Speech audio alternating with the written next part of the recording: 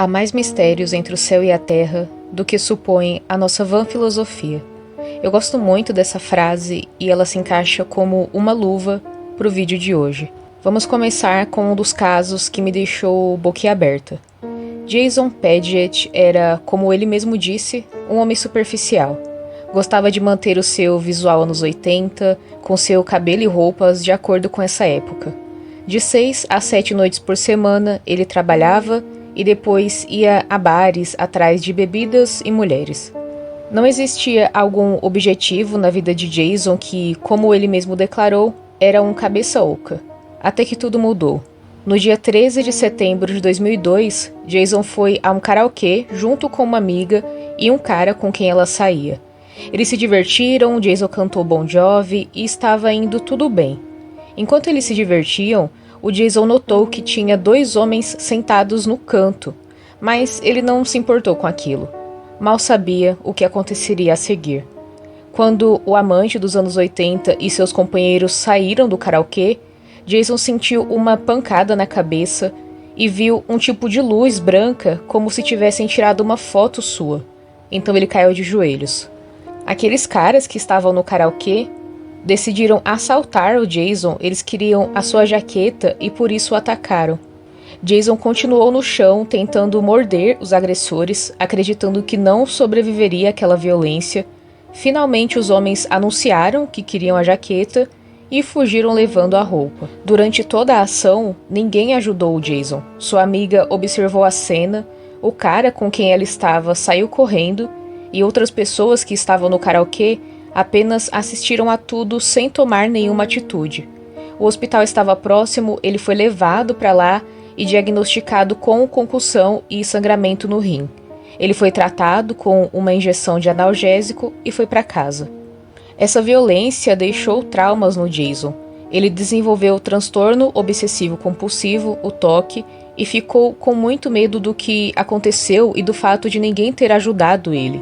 Ele desenvolveu uma obsessão por limpeza, lavava a mão centenas de vezes por dia porque tinha muito medo de germes e viveu trancado em casa por cerca de 3 anos. Então, algo surreal começou a acontecer. O Jason começou a ver o mundo de uma forma diferente e não, eu não estou sendo metafórica, ele literalmente começou a ver o mundo de outra forma. Ele olhava para as coisas e via pixels. Tudo parecia pixelado, as nuvens, o sol, a água. Ele descreveu isso como lindo, mas ao mesmo tempo assustador. Era como um videogame e parecia algo matemático. Foi assim que ele descreveu. Aqui está uma imagem para você ter uma ideia, é dessa forma que o Jason começou a ver o mundo. Sendo assim, ele começou a pesquisar mais sobre a sua condição e foi se interessando cada vez mais por matemática.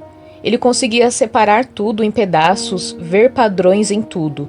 Esse interesse em matemática se tornou tão forte que ele conseguiu vencer o isolamento. Procurou ajuda psicológica para tratar o TOC e se matriculou em um curso de matemática em uma universidade próxima. Lá, ele conheceu a mulher que se tornou sua esposa. Segundo Jason, sua vida melhorou drasticamente. Ele viajou o mundo contando sua história, escreveu um livro e sua fama gerou uma consequência inesperada. Um dos homens que o atacou entrou em contato e pediu perdão. Esse homem disse que na época estava sob efeito de ilícitos, mas que também estava em outro momento da sua vida, livre de violência. Jason o perdoou e o parabenizou por ter mudado de vida. Apesar de ter nascido de um evento tão traumático, o rumo que a vida do homem tomou o fez mais feliz do que antes. E o próprio Jason declarou: passaria pela mesma coisa novamente para alcançar este despertar matemático. É mágico. Enquanto o caso de Jason teve um desfecho surpreendentemente positivo, o caso das máscaras de chumbo é um mistério até hoje. E este caso aconteceu aqui no Brasil. Em 20 de agosto de 1966, Jorge da Costa, de 18 anos, estava procurando um lugar para soltar pipa. Mas o que ele encontrou foi uma cena que parecia saída direto de um filme de ficção científica. Na encosta do Morro de Vintém, em Niterói, ele encontrou 2 corpos estirados no chão. Eram 2 homens, mas o que deixava tudo mais estranho é que eles usavam sobretudo e máscaras estranhas feitas de chumbo. Jorge contou isso para a polícia, mas as autoridades acharam que era uma brincadeira e não foi feita uma investigação naquele momento. Finalmente o caso foi investigado e os homens foram identificados como Manuel Pereira da Cruz e Miguel José Viana, moradores de Campo dos Goitacazes, cidade vizinha. Além do sobretudo e das máscaras, também havia um bilhete que deixou tudo ainda mais enigmático. No bolso de um dos homens foi encontrado uma nota escrita à mão. A nota dizia: 16h30 está determinado. 18h30 ingerir cápsula após o efeito. Proteger metais, aguardar sinal máscara. Aí na tela está a nota. No outro bloco de notas, mais coisas escritas. Códigos de referência para válvulas eletrônicas. 2 toalhas molhadas também estavam perto dos corpos, assim como uma garrafa de água vazia. Segundo a reconstituição feita pelas autoridades, Manuel Pereira e Miguel Viana tinham deixado a sua cidade natal em 17 de agosto, dizendo às esposas que iam comprar materiais de trabalho em São Paulo. De ônibus, eles teriam desembarcado em Niterói por volta das 14h30. Por lá, foram até uma loja de ferramentas, onde compraram capas impermeáveis. Em seguida, foram até uma loja de conveniência, onde adquiriram a garrafa d'água. De acordo com uma garçonete do estabelecimento, que trabalhava no bar, Miguel parecia muito ansioso e olhava o relógio a todo instante, como se tivesse hora marcada para fazer algo ou para encontrar alguém. A polícia não realizou um exame toxicológico nos corpos dos 2 homens, então não dá para saber se eles ingeriram alguma cápsula estranha. Não havia sinais de violência nem armas nos arredores. O estado de degradação dos corpos também impediu alguma resolução mais completa.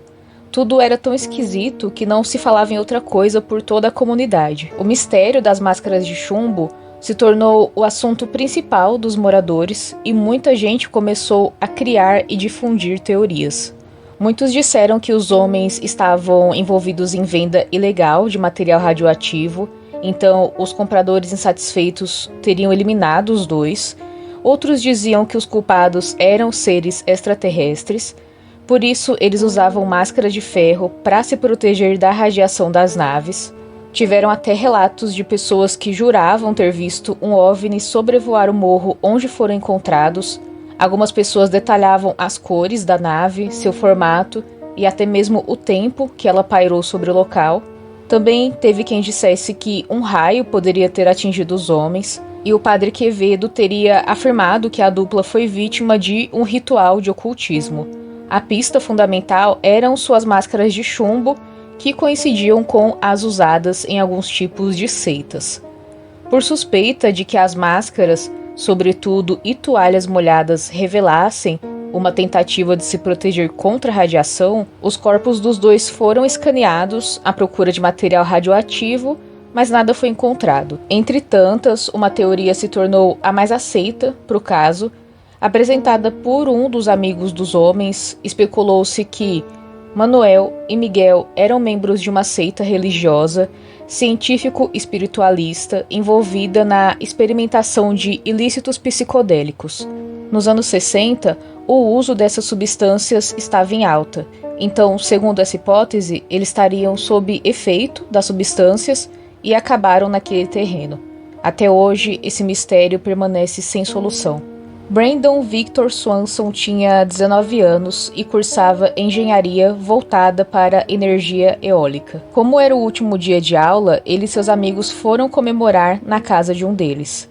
Entre 10h30 e 11 da noite, o Brandon saiu da festa e foi para a casa de outro amigo. Ele foi se despedir porque esse amigo ia mudar de estado. Ele esteve em 2 casas naquela noite. Na primeira, as pessoas disseram que ele parecia sóbrio, e na segunda, disseram que ele tomou uma dose de uísque. Brandon estava dirigindo, mas então o carro atolou. Ele ligou para os amigos, mas eles não atenderam, então ele ligou para os pais.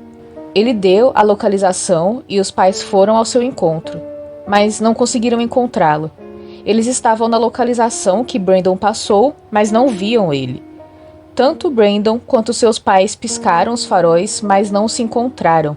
Em determinado momento, o jovem disse que estava vendo luzes da cidade, então ele ia sair do carro e caminhar naquela direção, e eles se encontrariam num estacionamento local. Ele também disse que cortaria caminho indo pelo campo. O tempo todo, o Brandon continuou no telefone com seus pais e foi falando por onde andava. Estradinhas de cascalho, 2 cercas, e disse que ouviu barulho de água. A ligação durou 47 minutos. Até que, de repente, o Brandon gritou: "Ai, que merda!" E a ligação foi desligada. Seu pai disse que soou como se ele tivesse escorregado ou tropeçado e caído. As buscas foram feitas, inclusive pelo rio que ele teria passado, mas nada foi encontrado. Após a polícia encerrar as buscas, a família e amigos do Brandon, junto com voluntários, seguiram fazendo buscas, mas ele nunca foi encontrado. As hipóteses do que aconteceu naquela noite são várias. Ele caiu no rio, alguém atacou ele, ninguém sabe. Até hoje, o desaparecimento de Brandon continua sem solução. Era uma sexta-feira normal, no dia 31 de março de 2006, quando Brian Sheffer, um estudante de medicina, decidiu ir a um bar junto com o seu amigo William Florence. Eles iriam comemorar o início das férias de primavera. Por causa dos exames finais, ele tinha enfrentado uma semana estressante. Além disso, o Brian estava no processo de luto por causa da partida de sua mãe. Ele dizia que estava bem, mas seus amigos revelaram que notavam que as coisas não estavam nada fáceis para ele. Ele estava no bar com os amigos e a namorada, foi filmado entrando no local, mas nunca saindo. Ele simplesmente desapareceu. Quando o bar fechou, as pessoas ainda esperaram pelo Brian, mas acabaram deduzindo que ele tinha ido embora sem avisar e também foram embora. Durante todo o final de semana, as pessoas tentaram contatar o Brian, mas como ele não atendia, chamaram a polícia. Os oficiais responsáveis passaram a investigar toda a área em torno do bar. O local tinha apenas uma saída, localizada na frente de uma escada rolante, com uma câmera de segurança gravando toda a movimentação. Se o Brian tivesse saído do estabelecimento, ele deveria aparecer nas filmagens, mas isso não aconteceu. Também tinha outra porta nos fundos, utilizada somente por colaboradores, que dava para um canteiro de obras. Mas essa hipótese foi descartada porque era um caminho difícil de se atravessar por pessoas embriagadas. O único registro no qual o estudante aparece é durante a sua chegada. A polícia começou a suspeitar de que ele teria se fantasiado e saído escondido do bar, ou que os funcionários teriam tirado a vida dele e escondido o corpo. As câmeras de outros bares próximos foram analisadas, mas nada foi descoberto. As pessoas passaram pelo detector de mentiras, mas um dos amigos do Brian, o William Florence, se recusou. Então ele se tornou um suspeito de saber mais do que estava falando, mas nada foi provado. Tiveram várias pessoas alegando que viram o Brian em alguns lugares, mas nada resultou no encontro do jovem. O pai do Brian partiu em setembro de 2008, sem nunca saber o que tinha acontecido com o filho. Até o ano de 2014, a polícia continuava recebendo por mês pelo menos 2 dicas sobre onde o Brian estaria, mas todas foram descartadas. O mistério permanece sem solução. Não deixe de comentar o que você acha sobre esses casos, se você tem mais informações, se você tem teorias. Muito obrigada por estar aqui no canal, obrigada por acompanhar o vídeo até aqui. Eu sou a Dai e até a próxima.